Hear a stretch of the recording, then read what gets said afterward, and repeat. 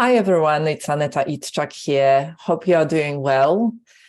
Today for our training, I'd like to talk about something that comes up again and again and again when I'm working with other practitioners and clients. And that's this sense of, I've had so many conversations about this and I experience it myself. And it's that sense of that nothing is working. Nothing seems to be working right.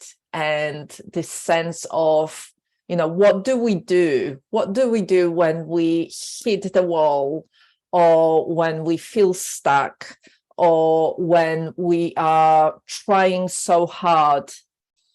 And it might be in many different scenarios. It could be if you are a yoga teacher or coach or a wellness practitioner, it might be that you've been working on your business and you are doing all the right things, like you are showing up, you're sharing your posts, you are writing stuff, you are connecting with your clients and your students, you're contributing, you are doing videos, you tweaked your website, you really working hard on making it success, and it's not happening. It seems like, you're putting so much effort and time and it's not working right.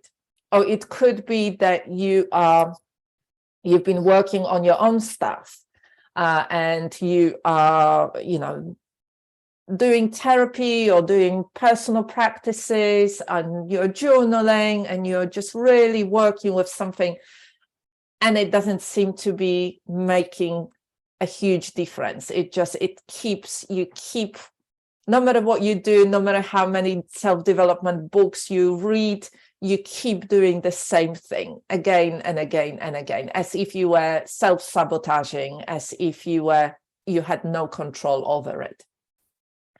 Or it could be, working with a client and just really trying really hard to support them.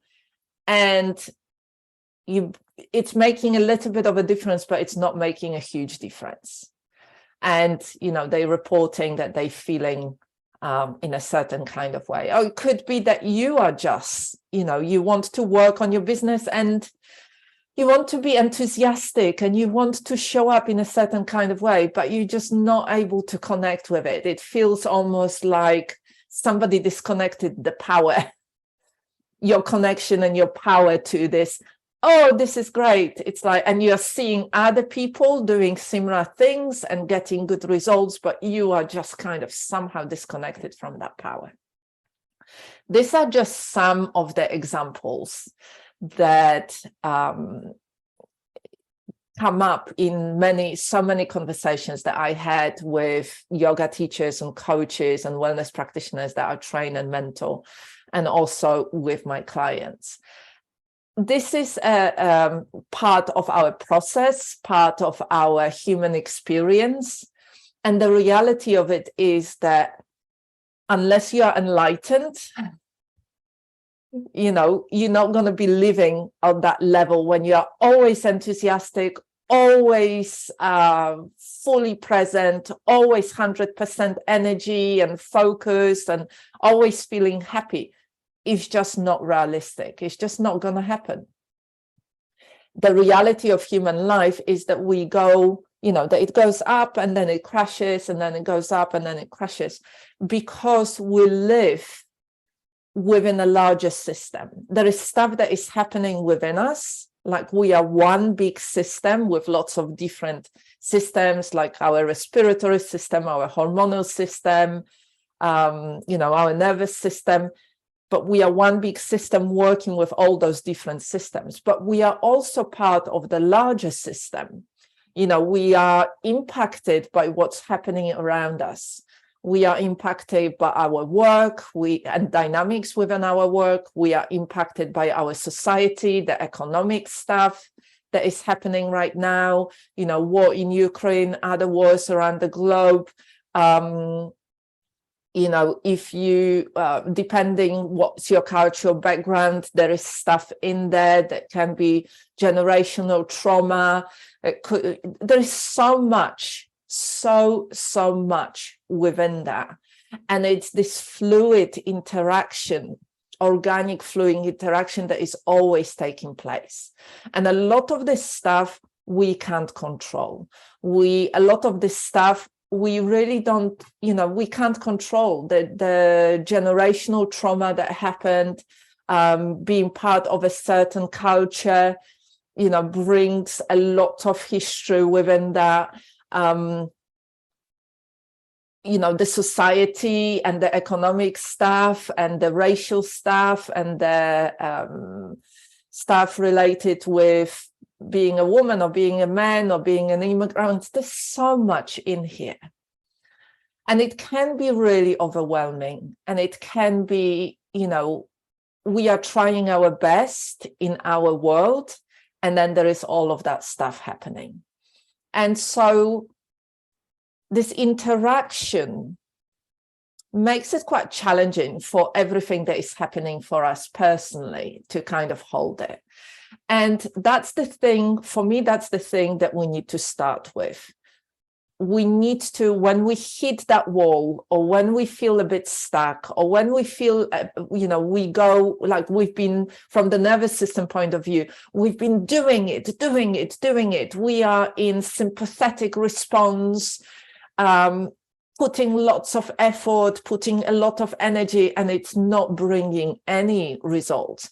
And then, you know, often we will hit the parasympathetic shut down or freeze. It's like our system cannot continue being in this activation for a long period of time. Sooner or later, it just goes like, that's too much. I need to go into self-preservation mode. I need to shut down for a moment. I need to conserve my energy because I've been spending so much. It's unsustainable. I need to recover now. And so we don't necessarily go into burnout, like full of burnout, when we completely, you know, cannot do anything. But there is definitely a sense of, there might be a sense of fatigue, there might be a sense of exhaustion, there might be a sense of, you know, feeling like, what's the point? I've been trying so hard and nothing seems to be working right. And so I really want to stress that that's the natural process. It's just how our nervous system and our physiology work. We can, as I said, we cannot be in this state of doing continuously. And if we've been in that state of doing, there are only two ways that you can go. You will go either into the shutdown and freeze, this kind of immobilization, just really having to shut down a little bit in order to self-preserve. Or if you use, you know, trauma-informed somatic practices, you can move back into more stability, more self-regulation. So again, to parasympathetic response, but that more stable place, not the shutdown and freeze, but the stable place. And the reality is that if you go into that freeze and shutdown place, you will need to then come into the sympathetic response, and then, and only then, into you know, the stable, connected, grounded space.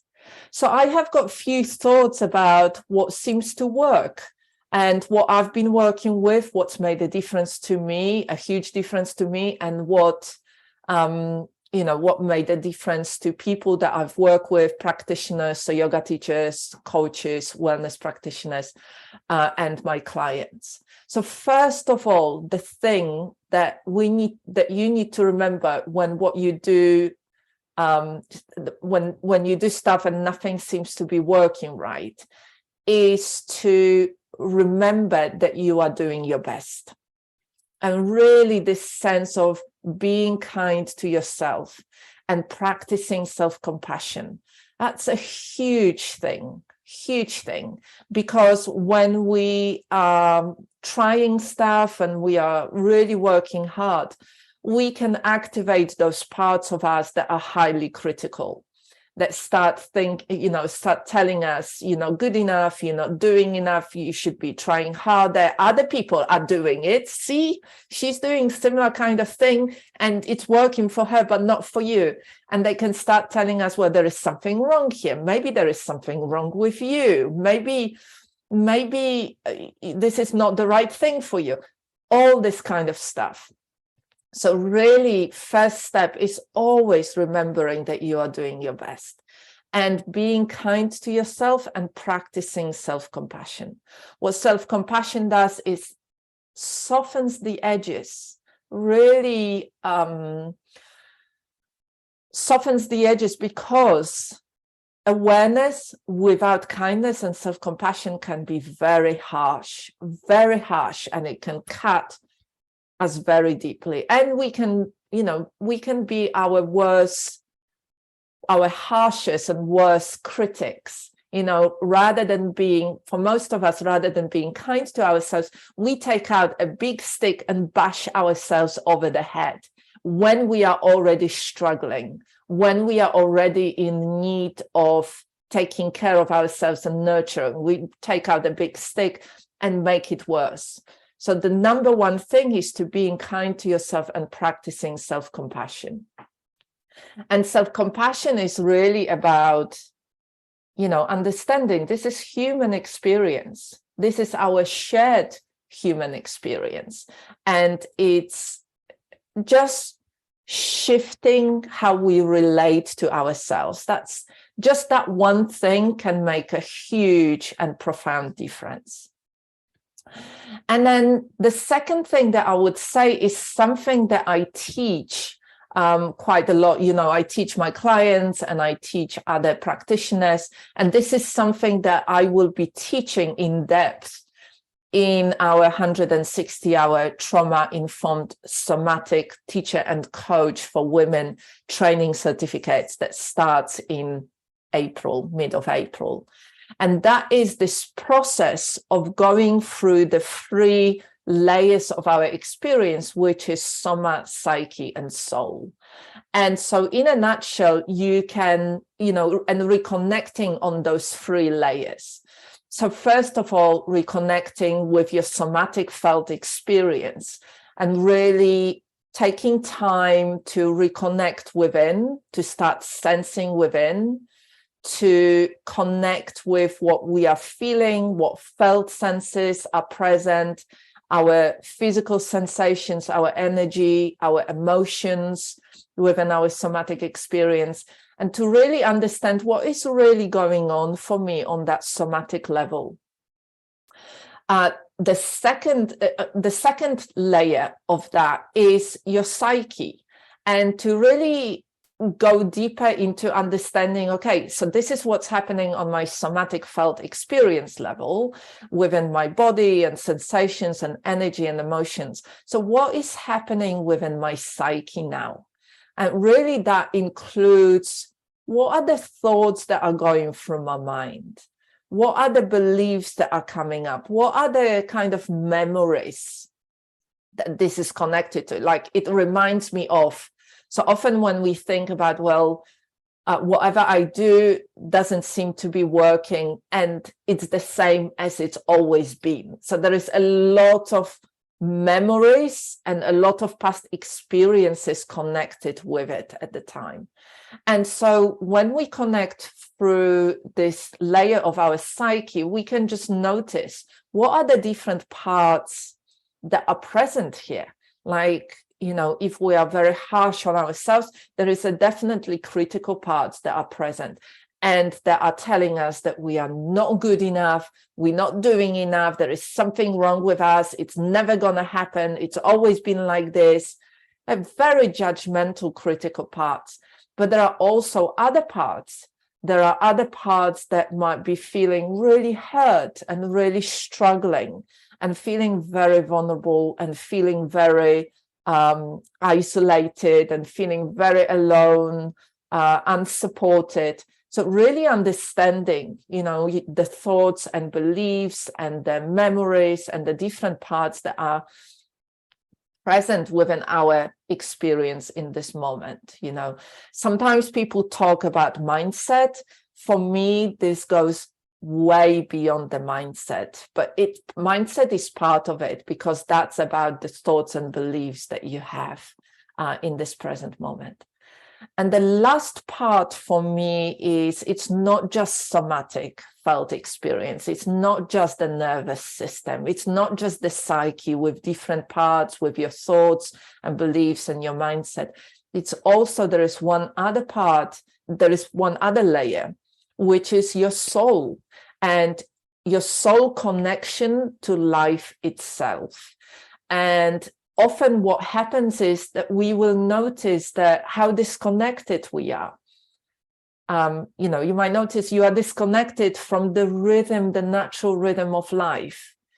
You are disconnected from your own inner rhythm. Maybe you've been trying to live like other people's rhythm, and we all have different rhythm. Maybe you've been, pushing really hard, and that's what that sympathetic nervous system response, doing, not honoring your inner cycles, not honoring your rhythm, not honoring your pace. And we might feel like, oh, I'm completely disconnected from it. I don't feel supported. I feel alone, like I am completely alone here trying to do my best and nothing is working. That's that soul connection to life itself. And again, shifting on that level can have profound impact. And so once we know how we feel on those three different layers, like your somatic felt experience, your psyche, and your soul connection, then you can decide what is the thing that would really help you. And there might be loads of different things. Like that might be like, I could change my diet and I could have a weekend away and I could, there might be so many different things. But asking yourself, what do I need right now? What's one thing that would make the most profound difference to how I am right now? And how can I do it with more simplicity and ease? Can make a huge difference. Like what's the, within the nervous system regulation, we talk about on one side being regulated, having regulated nervous system. So this is that parasympathetic state of being present and feeling safe, feeling compassionate, feeling connected with others and yourself. And then on the other side, feeling dysregulated, in distress, in panic, in really unsettled, really disconnected. It exists on a continuum. It's not, the question in here is not, I am regulated or I am dysregulated. That's not helpful. What's more helpful is thinking about it on a continuum, like where in that continuum you are. And wherever you are, what's the one baby step that you could take to move towards more regulation? Like if you spend a bit of time really reconnecting on those three levels, like your somatic felt experience, your psyche, and your soul connection, knowing how you are, now you can ask yourself, what's one thing, baby step, that would help me to move towards more regulation, that will create more ease, more connection in my life, more sense of inner stability, safety, self-compassion. What's one thing I can do? Because you can't jump from wherever you are towards full regulation really quickly, but you can start moving in that direction. And you can definitely, no matter where you are, no matter how you feel, you can take one tiny baby step in that direction. And over time, what happens is that we if we continue taking those baby steps, a cumulative impact is that it has a huge shift. And if we bring this practice of reconnecting on those 3 levels on a daily basis, not just when we are in distress, not just when we are really struggling, it becomes our embodied wisdom. It becomes our embodied way of being. It becomes our way of, that's what I do. It's like something is going on for me today. I'm really struggling. Can I take a little bit of time to just notice what's happening on those different layers, and then thinking, okay, so what's one baby step I can do right now in order to reconnect, in order to self-regulate, in order to be more present, connect with more joy, connect with others, whatever it is that you need in that moment. And one of the things, that I always think is, as babies, we cannot self-regulate.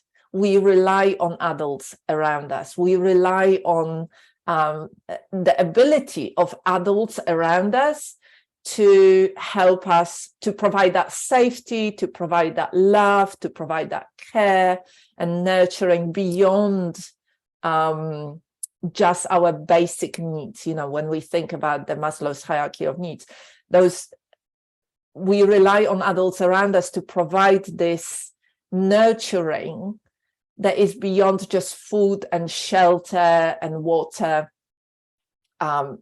into more of that bonding. But as adults, we can learn practices that really help us support ourselves. Within therapeutic terms, we talk about reparenting ourselves. So we start connecting with this embodied self, with this sense within us that that is not part, but is the core of who we are, and working with whatever comes up. The more we do it, the more it becomes just who we are. It becomes our embodied presence. It shifts from knowing, the knowledge state, into practice, into who we are on that embodied level. It just becomes us. And it takes time, it takes practice, it takes showing up for yourself. And why am I talking about this? It's because this is the key to be able to move forward in your life with more ease, with more self-compassion, with more joy, in a more aligned way, in a way that starts feeling like, yeah, this is me, this is my rhythm, this is what I want, this is the way I support others. And I can take care of myself, and I trust myself. I trust what's coming up within me, and I know how to respond to it with self-compassion and kindness and love. And I know how to support myself, and I know how to ask of others to support me, the right kind of others to support me. And, that makes a huge difference. It always starts with us. It always starts with our work, especially if we are practitioners who work with others and support others. This is what we want to cultivate for ourselves, and this is what we want to share with others. So I hope that makes sense. If you are interested in the new training where I will be teaching this process, we will be going in depth over 9 months. It's actually a bit longer than 9 months. We will be exploring it step by step, using somatic practices, including somatic meditation and somatic movement, really going into those different layers of our experience for ourselves, so then we can share it with others. If you are interested, reach out to me, let's talk. I've got already a group of women who have signed up, which is really exciting. And, we start middle of April. At the moment, the price is really low because it is the beta training. So reach out, let's talk, and let's continue this journey together. And take care of yourself. For now, see you next week.